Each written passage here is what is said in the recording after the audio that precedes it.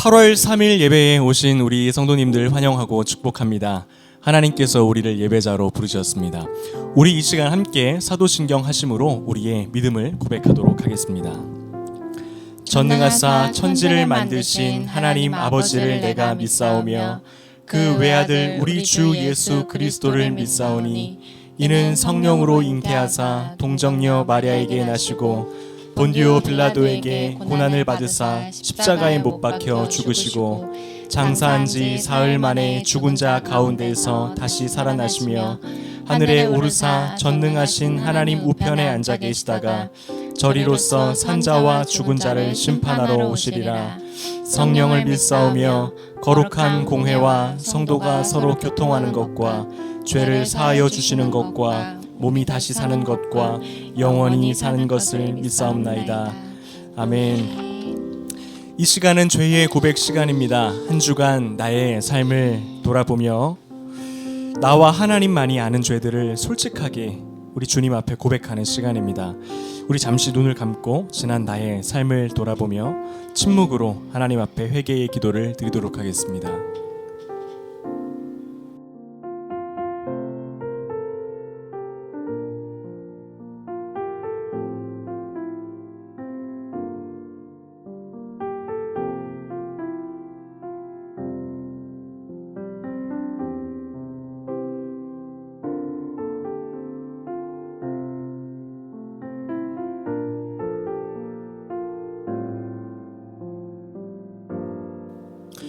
그에 대하여 모든 선지자도 증언하되 그를 믿는 사람들이 다 그의 이름을 힘입어 죄 사함을 받는다 하였느니라. 아멘. 네, 우리 이 시간 함께 시선 이 찬양 하실 때에 내게로부터 눈을 들어 우리 하나님을 바라봅니다. 이 고백을 함께 올려드렸으면 좋겠습니다. 우리 함께 찬양하겠습니다. 내게로부터 눈을 들어 주를 보기 시작할 때 주의 일을 보겠네. 내 작은 마음 돌이키사 내 작은 마음 돌이키사 하늘에 꿈꾸게 하네. 주님을 볼 때 모든 시선을 주님께 드리고 살아계신 하나님을 느낄 때 내 삶은 주의 역사가 되고 하나님이 일하기 시작하네. 성령이 나를 변화시켜 모든 두려움 사라질 때 주의 일을 보겠네. 황폐한 땅 한가운데서 주님 마음 알게 되리. 주님을 볼 때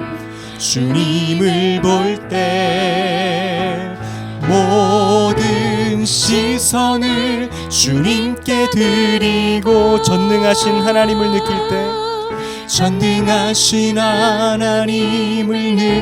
때 내 삶은 주의 나라가 되고 하나님이 일하기 시작하네. 우리 한 번 더 찬양하겠습니다. 내게로부터 눈을 들어 주를 보기 시작할 때 아멘. 주의 일을 보겠네. 내 작은 마음 돌이키사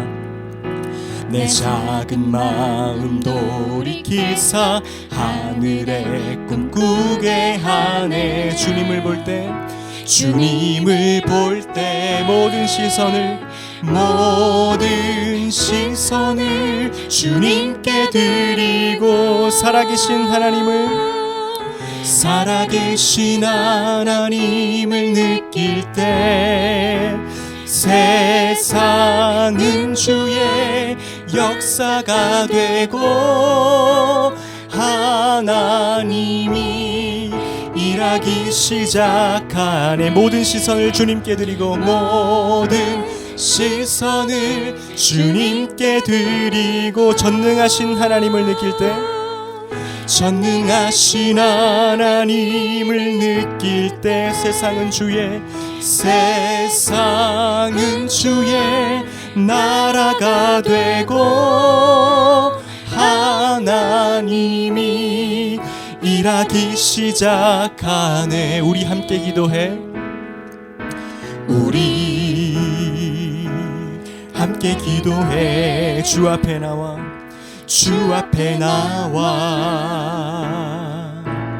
무릎 꿇고 긍휼 베푸시는 주 하늘을 향해 두 손 들고 하늘 문이 열리고 은혜의 빗줄기 이 땅 가득 내리도록 마침내 주 오셔서 의의 빗줄기 우리 위에 부으시도록. 우리 함께 기도해. 우리 함께 기도해. 주 앞에 나와 무릎 꿇고 긍휼 베푸시는 주 하늘을 향해 두 손 들고 하늘 문이 열리고 은혜의 빗줄기 이 땅 가득 내리도록 마침내 주 오셔서 의의 빗줄기 우리 위에 부으시도록 하늘 문이 열리고 은혜의 빗줄기 이 땅 가득 내리도록 마침내 주 오셔서 의의 빗줄기 우리 위에 부으시도록. 하나님 감사합니다. 이 시간 변함없이 예배로 나온 우리 하나님의 자녀들, 백성들 복되게 하여 주시고 이 예배의 자리에서 주 하나님을 경험케 하여 주셔서 아버지 다시 한번 우리의 삶이 하나님께로 회복되어지고 또 하나님께로 전심을 다하는 아버지 그러한 삶이 되도록 인도하여 주시옵소서. 하나님, 이 한 주 정말 주님의 은혜가 없었으면 버티기도 견디기도 어려웠던 시간들이었습니다. 그러나 여전히 신실하신 주님이 우리와 함께 하셨습니다. 돌보아 주시고 채워주시고 모든 위험으로부터 우리를 건지셨으며 가장 좋은 길로, 선한 길로, 합당한 길로 인도하셨습니다. 아버지, 그 가운데에서 우리에게 여전히 남아있는 어려움과 결핍과 고통이 있지만 그 역시도 하나님의 보호하심의 손길 가운데에 있었음을 믿음의 눈을 열어 바라보며 고백합니다. 아버지, 그 믿음의 행진을 멈추지 않을 수 있도록 우리의 심령을 붙들어 주시고 우리 각 사람에게 필요한 모든 것들을 우리 하나님께서 채워주시리라 믿고 신실하게 살아내는 우리 모두가 되도록 인도하여 주시옵소서. 아버지, 예물 드린 손길 위에 주님 복되게 하여 주셔서 주님 하나님의 이름을 높이고 영예롭게 하는 데에 우리가 가진 모든 자원이 쓰여지도록 하여 주시고 이웃을 섬기고 또 어려운 사람들을 향하여 아낌없이 흘려보내는 아버지 그러한 우리가 될 수 있도록 인도하여 주시옵소서. 말씀 가운데로 나아갈 때에 우리 성령님께서 이 모든 시간을 주장하여 주셔서 아버지 우리가 살아계신 하나님의 말씀 앞에 날마다 심령이 깨어지고 새롭게 변화되는 역사들이 일어나게 하여 주시옵소서. 모든 것을 우리 주님께 올려드리오며 살아계신 우리 주 예수 그리스도의 이름으로 간절히 기도드립니다. 아멘.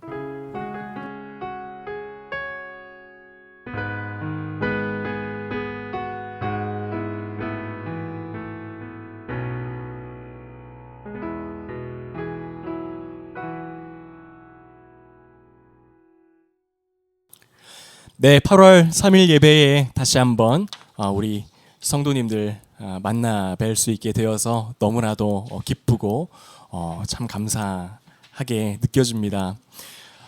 계속해서 이 더운 날씨 늘 강건하시고 또 특히 지치지 않을 수 있도록 늘 이렇게 시원한 곳에 또 너무 햇빛이 센 곳은 피하시고 그러한 잘 관리하셔서 우리가 이 남은 이 여름을 활기차고 행복하고 또 하나님 앞에서 아주 역동적으로 보낼 수 있는 그러한 시간들 되었으면 좋겠습니다.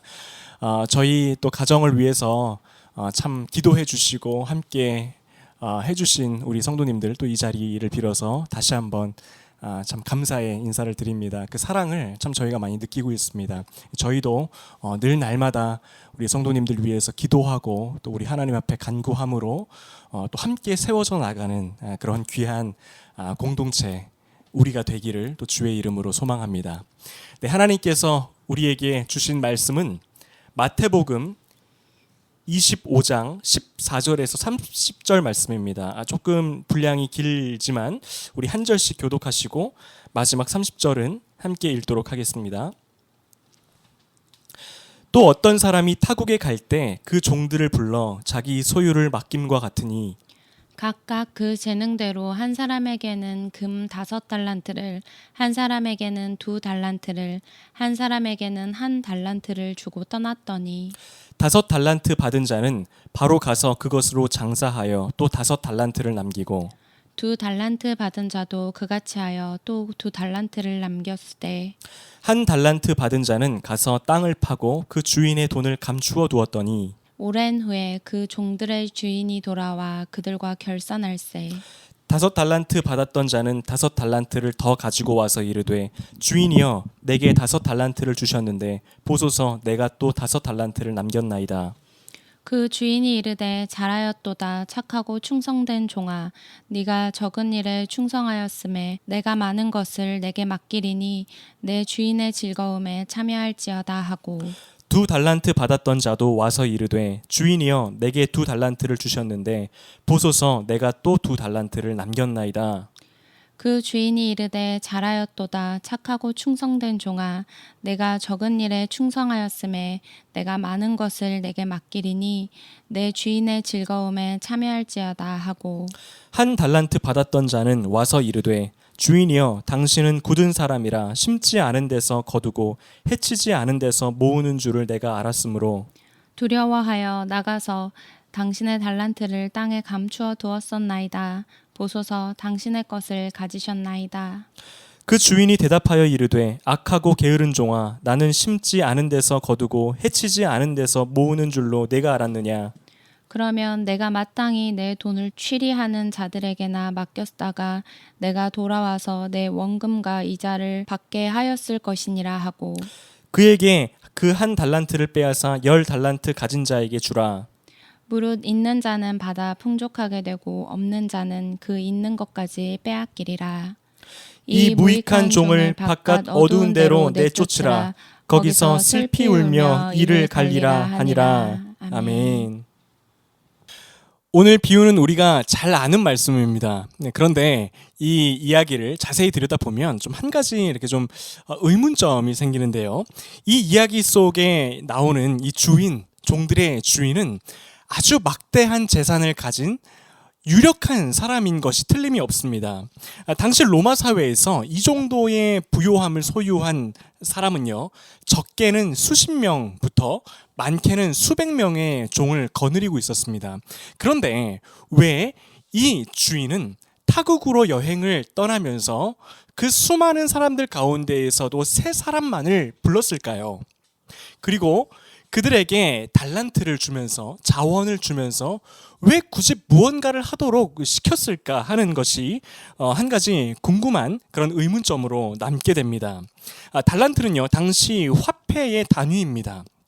한 달란트는 제가 오늘날 우리나라의 그 물가로 계산을 해보니까 약 5억 원 정도더라고요. 그러니까 이 주인은 이 정도 되는 분량의 달란트를 어떤 사람에게는 5달란트, 어떤 사람에게는 2달란트, 어떤 사람에게는 1달란트씩 나누어 준 거죠.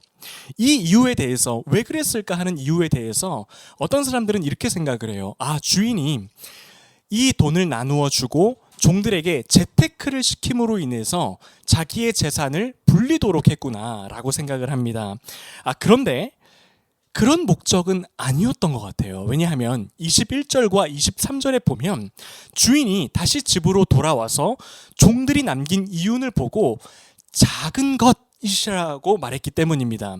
극히 적은 것에 불과했다라는 거죠. 주인은 이미 엄청난 부자였습니다.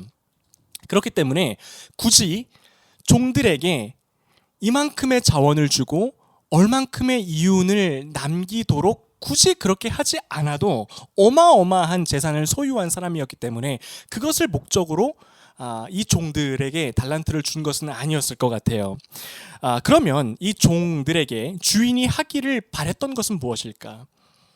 자원을 주고 이 3명의 종들에게 특별히 맡겼던 임무는 무엇이었을까? 이것을 우리가 생각해 볼 때에 답을 얻기 위해서는 당시 그리스 로마 사회의 문화를 좀 살펴봐야 됩니다. 2000년 전 당시에 그리스 로마 사람들이 가장 중요하게 생각했던 것이 있었는데요. 그것이 바로 명예와 수치라는 거였습니다. 이 1세기 사람들에게는 명예와 수치 문화라는 것이 있었어요. 말 그대로 사람들의 인식 속에서 인간이 가질 수 있는 최고의 가치는 바로 명예라고 생각을 했습니다.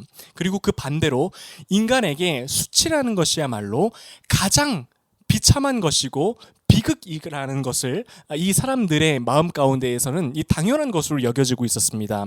그래서 엔틸라이트라고 하는 이 아주 유명한 기독교 역사가는 이렇게 말을 합니다. 명예와 수치의 문화야말로 1세기 그리스 로마 사회의 근간이 되었던 사회적 가치였다라고 말을 합니다. 예를 들면 이런 거예요. 어떤 사람에게 내가 사업을 하면서 이렇게 동업을 제안을 할 때 이 설득할 수 있는 방법 중에서 가장 유력한 것은, 설득력 있는 것은 이 사람이 그 일을 나랑 같이 함으로써 어떤 명예를 얻게 될 수 있는지에 대한 것을 설명하는 거였습니다. 오늘날은 조금 다른 것 같죠. 오늘날에는 당신이 나랑 이 일을 하면 이만큼의 돈을 벌 수 있습니다. 이 말이 굉장히 강력한 설득력이 있는 말이잖아요. 근데 1세기에는 그렇지 않았다라는 거예요. 오히려 당신이 이 일을 하면 얼만큼 이름이 이 세상에서 드러날 수 있는지에 대해서 말해주는 거, 얼마나 사람들이 당신을 보고 대단한 사람이라고 여겨줄 것인지에 대해서 열심히 설득하는 것이 가장 최고의 방법이었다라는 겁니다. 반면 수치스러운 것은 모든 사람들의 인식 속에서 피해야 되는 거였어요. 신의 저주를 받는 행동이라고 생각을 했습니다. 이러한 그 당시에 사람들의 심리를 잘 알고 있었던 로마 정부는요, 이것을 가지고 사람들을 통제하는데 그것을 극대화시킨 어떤 심리적인 그 조작 방법이 뭐였냐면 십자가형이었습니다. 당시의 십자가형이라는 것은 한 사람에게 가장 극심한 신체적인 고통을 안겨주는 사형 장치이기도 했지만 가장 큰 수치를 가져다 주는 방법이기도 했습니다. 그 당시에는 십자가에 달려 한 사람이 죽게 되면요, 곧바로 그 사람을 십자가 위에서 끌어내려서 매장시키도록 하지 않았습니다. 예수님의 케이스가 굉장히 독특한 케이스고요. 일반적인 사람들은 그 십자가 위에 시체를 그대로 걸어놓고 며칠을 방치하게 해두었습니다. 그럼 어떻게 됐겠어요? 이 새들이 날아다니면서 그 시체를 훼손했겠죠. 그리고 그 장면을 모든 사람들이 볼 수 있었습니다.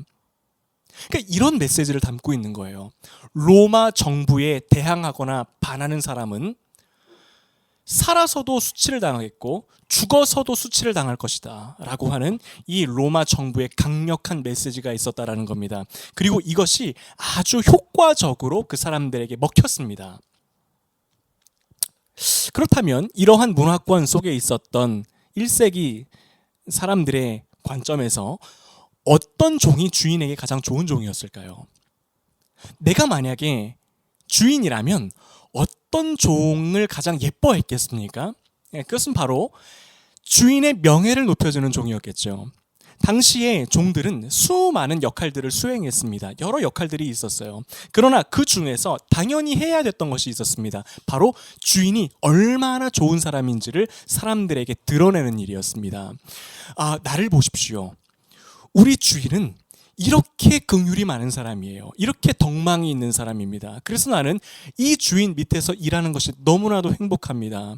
우리 주인을 칭송합니다. 그는 정말 탁월한 사람이에요. 이렇게 사람들 앞에서 주인의 명예를 들어 높여주는 종이 가장 주인의 총애를 받았고요. 주인의 입장에서는 데리고 있고 싶었던 그런 종이 아닐 수가 없겠죠. 이런 차원에서 오늘 비유의 주인은요, 먼 길을 떠나기 전에 특별히 3명의 종을 따로 불렀습니다. 그래서 이렇게 요구를 한 거예요. 내가 이제부터 먼 곳으로 여행을 떠나기 때문에 이 지역에 없을 거야. 그런데 그동안 나의 이름과 명예가 이곳에서 사라지지 않도록 너희들이 무언가를 해줬으면 좋겠구나. 그 일들을 감당하기에 필요한 자원은 내가 너희 각 사람에게 맞추어서 밀어 넣어 줄 테니까 그것을 가지고 너희가 할 수 있는 것을 다해서 나의 이름과 평판이 이 땅에서 사그라들거나 사라지지 않도록 너희가 해다오. 이러한 임무를 수행하게 했을 것이라는 이야기예요. 그리고는 시간이 흘렀습니다. 주인이 집으로 돌아왔고 이 3명의 종들을 다시 부릅니다. 자기가 준 자원을 가지고 어떠한 일을 해서 주인의 이름을 높였는지를 이제 이야기하게 합니다. 5달란트와 2달란트 받은 종은요, 자기가 받은 자원을 활용해서 장사를 했습니다. 자기의 이름은 뒤로 하고 주인의 이름을 걸고 장사를 했어요. 그런데 그 장사도 어떤 부당하게 이익을 취한 것이 아니었습니다. 오히려 굉장히 선한 사업을 합니다. 사람들에게 이익을 주는, 많은 사람들에게 이익을 주는 아주 좋은 장사를 해요. 주인의 이름을 내걸고. 그래서 주인의 명예를 높이는 일을 했습니다. 그리고 거기다가 이윤까지 얹어서 주인에게 다시 돌려줍니다. 사람들은 그것을 보고 이렇게 생각을 했을 거예요. 야, 저 주인은 정말 대단한 사람이구나. 자기가 타국으로 떠나면서도 이곳에 없으면서도 여기서 선한 일을 해서 많은 사람에게 좋은 일들을 하는 아주 훌륭한 사람임이 틀림이 없어. 그리고 이 주인이 종들을 고르는 안목을 봐봐. 어떻게 저렇게 탁월한 2사람의 종을 선정을 해가지고 그 일들을 감당하게 하는지, 저 사람은 정말 대단한 사람이야. 이러한 평가가 있었겠죠. 주인의 명예가 그 2사람의 종으로 인해서 올라간 거예요. 그 이름이 높임받은 겁니다. 사실 이 종들이, 2명의 종들이 가져다 준 이유는, 경제적인 이유는 주인에게 있어서 별로 중요치 않았습니다. 그냥 작은 것에 불과했어요. 하지만 정말로 이 주인의 마음을 흡족하게 하고 기쁘게 했던 것은 이 2명의 종의 충성심이었습니다. 주인의 이름을 높이고자 하는 그 마음, 그 열정, 어떻게 해서든지 간에 자기에게 맡겨진 그 사명, 주인의 명예를 이 땅 가운데에 드러내고 영예롭게 하는 거, 어떻게 하면 그럴 수 있을까 하는 충성심, 그것이 바로 주인의 마음을 흡족하게 하는 그러한 일이었다라는 겁니다. 그런데 문제는 1달란트 받은 사람이었습니다. 그는 주인의 이름을 높이기 위해서 그 어떤 행동도 하지 않았습니다. 아무것도 하지 않았어요. 그리고 주인이 그 일을 하라고 준 자원을 그냥 땅에 묻어버립니다. 주인을 무시하는 행동이죠. 그리고 주인이 다시 돌아와서 자기에게 보고를 하게 할 때 명예가 아닌 수치를 남겨줍니다.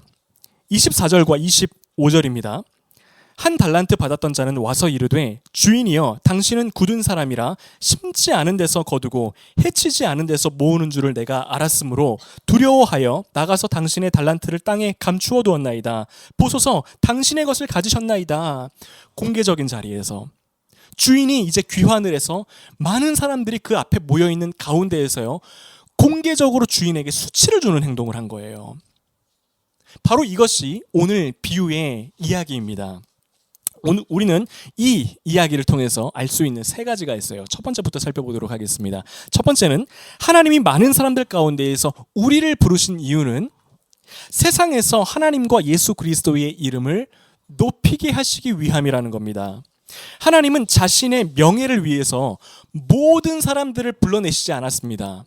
택한 사람들이 있어요. 세 명의 종처럼 특별히 부름받은 사람들이 있다라는 겁니다. 그 사람들은 저와 여러분과 같은 그리스도인들이에요.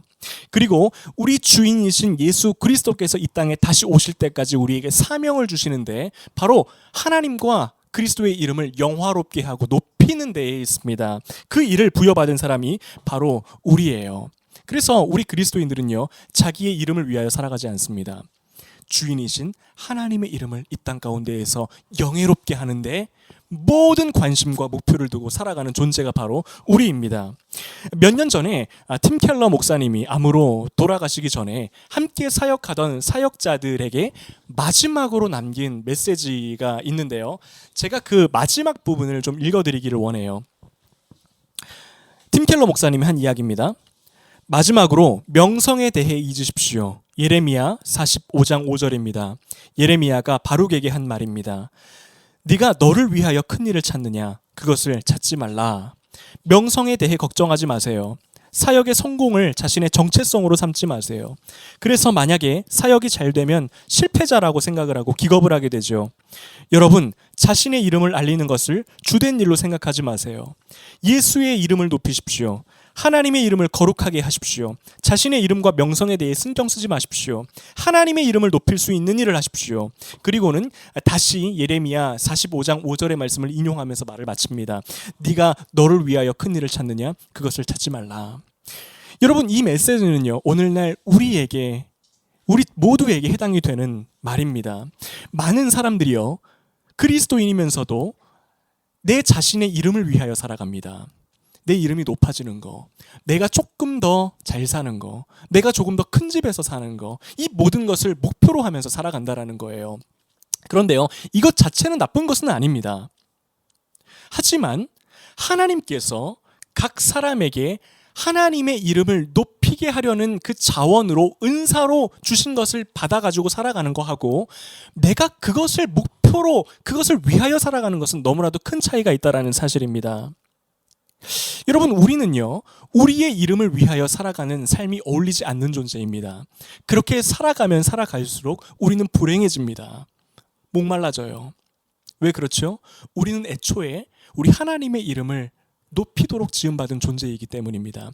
우리는 그 일들을 감당할 때에 더욱더 나 자신, 나다워질 수 있습니다. 우리는 주님의 이름을 영예롭게 하는 삶을 살면 살수록 가장 큰 기쁨을 누리면서 살아갈 수 있습니다. 진정한 행복을 맛볼 수 있습니다. 세상이 줄 수 없는 평안을 경험할 수 있는 게 바로 저와 여러분, 그리스도인으로서 부름받은 사람들이라는 것입니다. 그래서요, 우리 인생의 목표는 단 하나예요. 우리 하나님의 이름을 높여드리는 거. 우리의 모든 것을 다해 오늘 나에게 주어진 것을 다하여서 아버지와 그리스도의 이름을 높이는 삶을 사는 겁니다.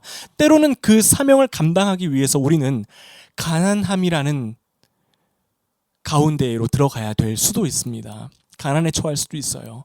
또 때로는 그 일을 감당하기 위하여서 주님의 이름을 위하여서 고독과 외로움이라는 바다에 나를 던져야 될 수도 있습니다. 또 어떨 때에는 사랑하는 가족과 사람들로부터 비난의 자리에 비난에 처할 수도 있다는 사실이에요. 너 왜 그렇게 사니?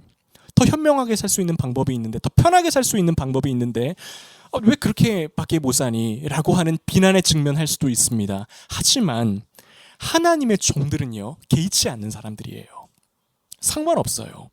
누가 뭐라고 해도 나에게 어떠한 어려움과 아픔이 와도 개의치 않습니다. 우리 주님의 이름이 나의 삶을 통하여 높여질 수만 있다면, 우리 주님의 명예가 나로 인하여 드러날 수만 있다면 개의치 않습니다.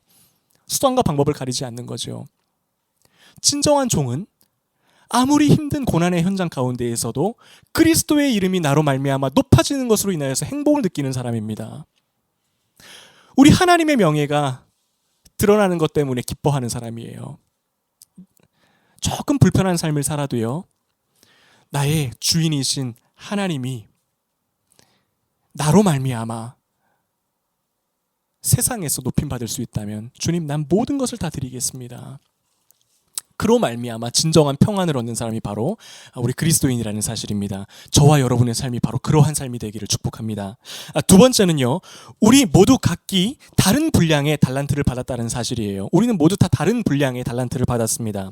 오늘 비유의 주인은 3명의 종들에게 전부 다 똑같은 분량의 달란트를 주지 않았어요. 차등해서 주었습니다. 어떤 사람에게는 5개 주었습니다. 어떤 사람에게는 2개 주었어요. 어떤 사람에게는 1개 주었습니다. 우리도요, 하나님께 받은 것이 다 다릅니다. 어떤 사람은 탁월한 건강을 소유한 사람이 있습니다. 반면에 어떤 사람은 선천적으로 약한 육신을 가지고 태어난 사람이 있고요. 또 어떤 사람은 다른 사람들보다 월등한 IQ를 받아가지고 태어난 사람도 있어요. 똑똑한 사람 있죠. 근데 그 반면 평범하거나 그보다는 조금 못한 것을 가지고 태어난 사람도 있습니다. 어떤 사람은 부유한 국가에서 자유로운 환경에서 태어난 사람이 있어요. 반면에 그렇지 못한 사람도 있습니다. 우리 모두 각자 받은 것이 다 다르다는 사실이에요. 하나님이 주신 분량이 다르기 때문입니다. 사실 많은 사람들이 여기에 굉장히 큰 관심을 가지고 있습니다.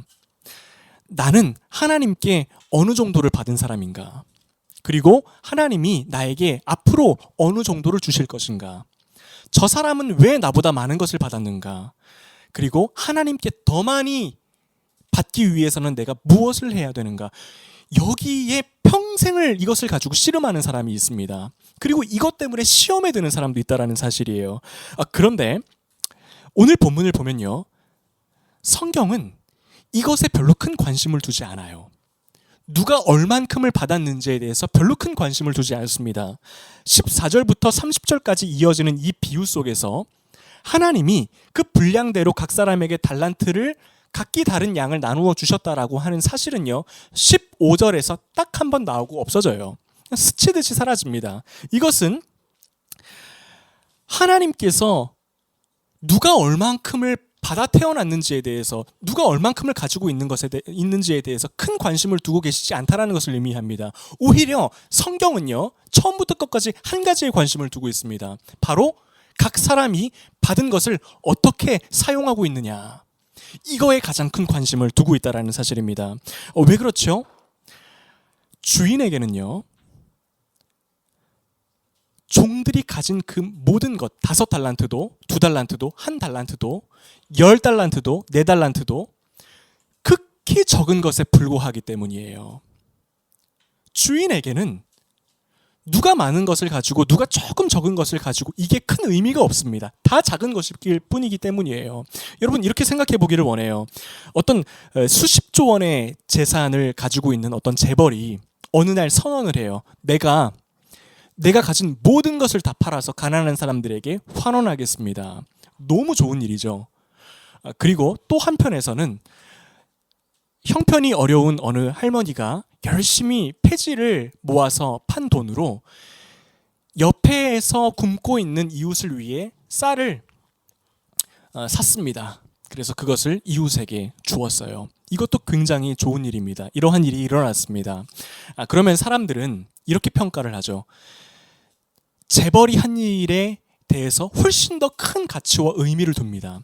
더 위대한 일이라고 생각을 해요. 그래서 뉴스와 기사에서 막 이 일을 다룹니다. 이 사람이 이렇게 대단한 일을 했습니다. 그리고 저와 같은 그 목회자들은 그것을 예화로 가지고 와서 쓰죠. 이렇게 위대한 일을 한 사람이 있습니다. 그런데 할머니가 이웃을 위하여서 한 일은 많은 사람들이 그에 대한 가치를 잘 두지 않습니다. 그렇게 관심을 두지 않아요. 왜냐하면 세상이 볼 때에는 어떠한 사람의 많고 적음이 대단하게 느껴지기 때문입니다. 그러나 하나님 앞에서는요, 이 2가지 일 모두 다 극히 작은 일에 불과합니다. 좋은 일이지만 작은 일이에요. 왜 그렇죠? 하나님은 무한하신 하나님이세요. 우리 인간이랑은 다른 차원의 영광과 부요함을 소유하신 분이세요. 인간이 할 수 있는 가장 위대한 일을 하나님 앞에 갖다 대도요, 극히 작은 것에 불과합니다. 하나님 앞에서 크고 작음, 많고 적음은 존재하지 않기 때문이라는 거예요. 그럼 하나님이 귀하게 보시는 것은 무엇입니까? 하나님이 우리 각 인생들에게 집중해서 관심을 두고 보시는 것은 무엇입니까? 가진 것을 어떻게 사용하고 있느냐. 가진 것을 얼마나 최대한 활용해서 나의 삶의 맥락에서 마음을 다하여 주인이신 하나님 아버지의 이름을 영화롭게 하고 있느냐, 우리 주 예수 그리스도의 이름을 이 땅 가운데에서 드러내고 있느냐, 그 마음이 어떠한가를 우리 주님은 보신다라는 겁니다. 마지막 세 번째는요, 재능대로 달란트를 주신다라는 거예요. 달란트의 분량은 별로 중요하지 않다라는 사실을 이제 알았습니다. 하나님은 그렇게 분량 중요하게 생각하지 않으세요. 그런데 그래도 우리가 좀 궁금한 게 있죠. 하나님은 누구에게 달란트를 많이 주시는가? 다시 말해서 누구에게 많은 자원을 주시고 그 많은 것을 가지고 하나님의 이름이 드러내는 일들을 하게 하시는가? 이것을 좀 살펴보기를 원합니다. 15절에 보면 각각 그 재능대로 달란트를 차등해서 주셨다라고 그렇게 말하고 있어요. 재능대로 주신 거예요. 근데 이 재능이라는 말을 우리가 좀 오해할 때가 있습니다. 이 개역 개정에서 번역한 재능이라는 말은요, 디나미스라는 헬라어입니다. 근데 이 말을 직역하자면 어떤 능력, 힘, 파워, 이것을 의미합니다. 그런데 이 디나미스가 오늘의 이야기의 문맥에서 사용되어졌을 때는 이 능력, 힘이라는 것이 이렇게 번역이 되어져야, 해석이 되어져야 맞습니다. 충성하는 능력이에요. 그리고 주인의 명예를 높이고자 하는 그 열정, 얼만큼 주인의 이름을 영예롭게 하고자 하는 그 마음이 있는가, 이 능력을 말하는 것이 바로 오늘 이 문맥에서 사용되어진 디나미스라는 헬라어입니다. 왜냐하면요, 애초에 사실 이 주인이 세 명의 종들에게 기대했던 것이 바로 이것이기 때문이에요. 주인은 우리가 위에서 살펴보았던 대로 이 애초의 종들을 통해서 자신의 경제적인 이익을 증대하려는 마음이 애초에 없었어요. 의미가 없었어요. 주인이 원했던 능력이 아니에요. 그런 건 얼마나 한 사람의 인간적인 역량이 뛰어난 사람인가, 이걸 원했던 게 아닙니다. 오히려 그런 사람은요, 주인의 편에서 볼 때는 위협적인 종이에요. 주인에게 있어서 굉장히 불안한 종입니다. 내가 타국으로 떠날 때 한 사람의 종이 자기의 인간적인 역량을 발휘해서 반란을 일으키지는 않을까, 주인의 것을 취해가지는 않을까, 오히려 불편한 종이라는 겁니다. 그러니까 이 주인이 본 능력이라는 거, 재능이라는 것은 인간적인 탁월함이 될 수가 없다라는 말입니다. 오히려 얼만큼 주인을 사랑하는 능력을 가지고 있는가, 얼만큼 주인에게 충성하고자 하는 마음을 가진 사람인가, 그 분량이 어느 정도 되는가, 자기 자신보다 주인의 이름을 드러내고자 하는, 높이고자 하는 그 열망이 있는가, 이 재능을 가리켜서 디나미스, 재능이라고 오늘 본문을 말하고 있다라는 겁니다. 오늘 비유에서 각각 5달란트, 2달란트를 받았던 사람은요, 이전에도 주인을 명예롭게 했던 전적이 있던 종이었을 겁니다. 하루 이틀 주인의 눈에 든 사람이 아니었다라는 말이에요. 가만히 주인을 보니까 그 주인의 마음 가운데에서 이러한 평가가 나왔던 거예요. 야, 쟤네들을 보니까 정말로 쟤네들은 나를 존경하는구나, 정말 나를 사랑하는구나. 자기의 이름을 위해 사는 것이 아니라 자신의 삶 속에서 자기가 부여받은 그 역할을 통해서 주인인 나의 이름을 드러내려고 하는 너무나도 신실한 종이구나. 내가 쟤네들에게는 조금 자원을 밀어 넣어주면 그것을 가지고 훨씬 더 큰 역량을 발휘해서 나의 이름을 높이겠구나라고 하는 그러한 판단이 선 겁니다. 반면 한 달란트를 받은 사람에게는 테스트한 거예요. 눈에는 좀 들었지만, 내가 기대감은 가지고 있지만, 아직은 내가 많은 것을 주었을 때 오히려 그것 때문에 실족할 수 있는 그러한 사람일 수 있기 때문에 한 달란트를 주고 시험한 겁니다. 하지만 그 한 달란트 받은 사람은 그 테스트에 통과하지 못했죠. 분명히 그 한 달란트 받은 사람이 그것을 가지고 자기가 할 수 있는 것을 다하여 주인의 이름을 높였으면요, 그 다음번에 주인은 2달란트를 줬을 거예요. 5달란트를 줬을 거라는 이야기입니다. 여러분, 이 비유를 통해서 우리가 알 수 있는 것이 있어요. 우리의 삶 가운데에서도 동일하게 적용하시고 이러한 일들을 행하시는 우리 하나님이라는 사실입니다. 그에 대한 예를 보여주는 인물이 바로 다윗입니다. 다윗은요, 전형적인 한 달란트 받은 사람이었습니다. 여러분, 다윗과 그의 형들을 한번 비교해 보세요. 다윗은 형들에 비해서 타고난 게 별로 없는 사람이었습니다. 그래서 그 아버지 이새가 자기 집에 사무엘 선지자가 왔을 때 다윗은 부르지도 않아요. 눈에 들만한 존재가 아니었다라고 판단했기 때문입니다. 그리고요, 이 고대 당시에 양치기, 목동이라는 것은 가장 미천한 사람들이 했던 일이었어요. 다윗은 그 일을 하도록 부름받은 사람이었습니다. 한 달란트 받은 사람. 근데 다윗이 탁월했던 게 하나 있습니다. 바로 자기의 삶의 맥락 속에서 자기가 가진 것을 가지고 모든 것을 다해 하나님의 이름을 높이고자 하는 그 마음, 충성심, 이것이 바로 탁월했던 사람이 다윗이었습니다. 다윗은요, 양을 치는 하찮은 일을 하다가도 맹수들이 그 양을 채가려고 왔을 때 목숨을 걸고 싸웁니다. 하나님의 이름을 위해서.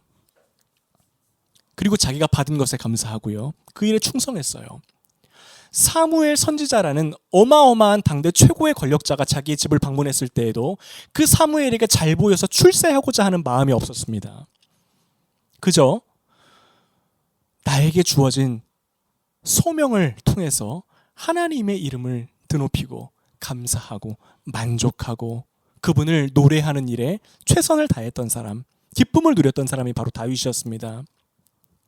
그래서요, 시편 16편 6절에 이렇게 기록되어 있죠. 다윗이 한 이야기입니다.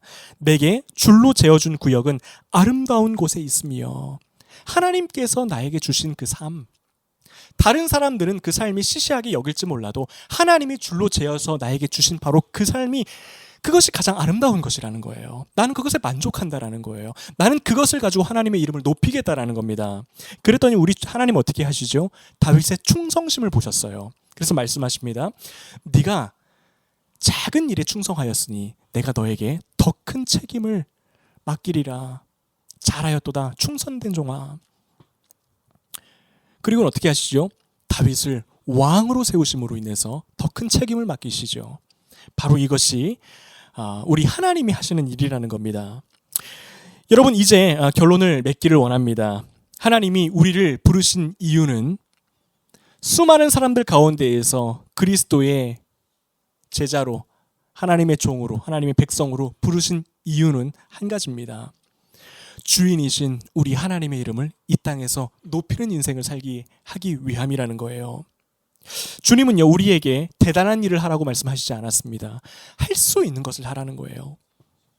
너희 각자의 삶 속에서 할 수 있는 것을 다해 우리 예수님의 이름을 영화롭게 하고 우리 하나님의 이름을 이 땅에서 명예롭게 하는 거, 그 역할로 우리를 부르셨고 하나님이 지켜보고 계신다라는 겁니다. 그래서 우리는요, 매일의 삶 가운데서 이 고민이 있어야 돼요. 오늘 나에게 주어진 이 하루 가운데에서 어떻게 하면 우리 주님의 이름이 나로 말미암아 드러날까? 주님이 영광 받으실 수 있을까? 어떻게 하는 것이 우리 주님을 기쁘게 해드리는 것일까라는 것을 우리는 끊임없이 고민합니다. 그래서 그것을 행하는 거예요. 예수님은요, 모든 것을 소유한 분이었습니다. 몇 달란트 받은 자로는 설명이 안 되는 분이죠. 모든 지혜와 권세와 능력이 우리 예수님께 있었습니다. 그러나 우리 예수님은 그 어느 것 하나도 자기 자신을 위해 사용하지 않으셨어요. 우리 아버지 하나님의 이름을 높이는 데에 사용하셨습니다. 여러분, 우리 예수님은 모든 것을 다 가지신 분인데 십자가에 달려 죽으신 다음에 우리 예수님이 이 땅에 남기신 것을 보잖아요. 옷과 속옷이 전부였습니다. 그것도 흙 먼지와 십자가를 지시느라 찢어진 옷, 그것이 우리 예수님이 남기신 전부였습니다. 그만큼 우리 예수님은요, 모든 것을 다하여서 우리 아버지 하나님의 이름을 높이는 삶을 사셨던 분이 우리 예수님이세요. 여러분, 우리가 이 한 주를 살아갈 때에 그 예수님의 뒤를 따라가기를 원합니다. 하나님, 나로 인하여 우리 아버지와 우리 주 예수 그리스도의 이름이 높임 받으시기를 원합니다. 그러한 삶을 살기를 원합니다. 나는 그것으로 만족합니다. 나는 그것으로 기쁨을 얻기를 원합니다. 이 고백이 우리의 삶에 충만히 넘쳐서 우리 하나님께로부터 정말 충성된 종으로, 사랑받는 자녀로 살아가는 우리 모두가 되었으면 좋겠습니다. 우리 이 시간 함께 찬양하도록 하겠습니다.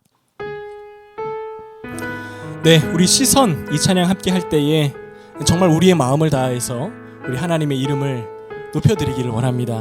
우리 찬양하겠습니다. 내게로부터 눈을 들어. 내게로부터 눈을 들어 주를 보기 시작할 때 주의 일을 보겠네. 내 작은 마음 돌이키사 내 작은 마음 돌이키사 하늘의 꿈 꾸게 하네. 주님을 볼 때 모든 시선을 주님께 드리고 살아계신 하나님을 느낄 때 살아계신 하나님을 느낄 때 내 삶은 주의 역사가 되고 하나님이 일하기 시작하네. 모든 시선을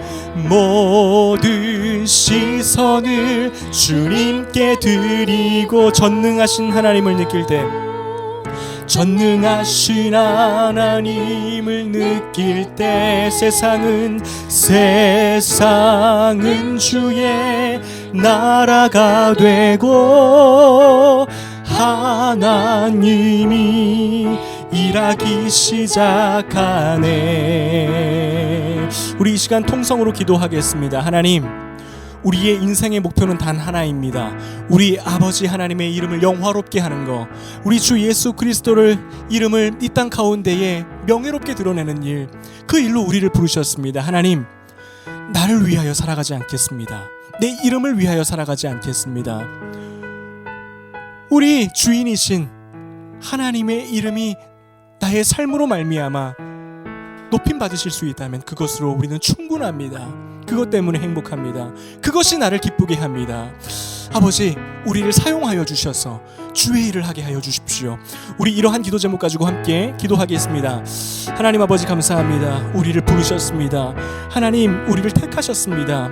아버지, 부름받은 주의 종으로서 아버지의 이름을 영화롭게 하는 주의 백성으로 살아가기를 원합니다. 우리는 그것을 통하여 아버지 세상이 줄 수 없는 기쁨을 누릴 것입니다. 하나님, 우리는 그것으로 만족할 것입니다. 아버지, 그 길을 걸어가셨던 우리 주 예수 그리스도를 따라 걸어갈 때에 하나님, 그러한 역사가 우리 가운데 있게 하여 주시옵소서. 하나님, 우리 주님을 바라보며 주님 가신 그 십자가의 길을 걸어가며 아버지, 우리도 우리 주 예수님처럼 우리 아버지 하나님의 이름을 높이는 삶을 살기를 원합니다. 우리를 사용하여 주시옵소서. 아버지, 세상 가운데에서 우리 주님의 이름이 아버지 우리로 말미암아 아버지 드러나고 하나님, 세상이 그로 말미암아 주 예수님께로 돌아오는 역사가 있게 하여 주시옵소서. 하나님, 감사합니다. 이 땅에 우리 주님이 오셔서 아버지를 영화롭게 하신 것처럼 우리의 삶의 목적과 방향이 우리 하나님의 이름을 이 세상에서 높이는 충성된 종으로서의 모습이 되게 하여 주시옵소서. 아버지, 세상이 주는 거짓된 기쁨과 거짓된 쾌락과 속임에 넘어가지 않을 수 있도록 하여 주시고, 우리 하나님이 우리에게 주시는 참된 자아와 기쁨, 행복과 평안을 누리며 살아가는 우리 모두가 될 수 있도록 인도하여 주시옵소서. 우리 성도님들의 삶을 기억하여 주시고 하나님의 일을 하는 주의 종들에게 아버지께서 주시는 그 풍성한 열매들을 경험케 하여 주시고, 아버지, 모든 부족하고 어려운 것들이 하나님의 능력으로 말미암아 해결되어지고 그것으로 인하여 감격하여 감사하는 아버지, 그런 우리의 삶이 되도록 인도하여 주시옵소서. 이제는 우리 주 예수 그리스도의 은혜와 아버지 하나님의 극진하신 사랑과 성령님의 감동 감화 충만하신 은혜가 우리 아버지 하나님과 예수 그리스도의 영광을 위하여 살아가기를 원하는 함께 예배드리는 모든 성도들 가운데에 이제로부터 영원토록 함께 하시기를 간절히 축원하옵나이다. 아멘.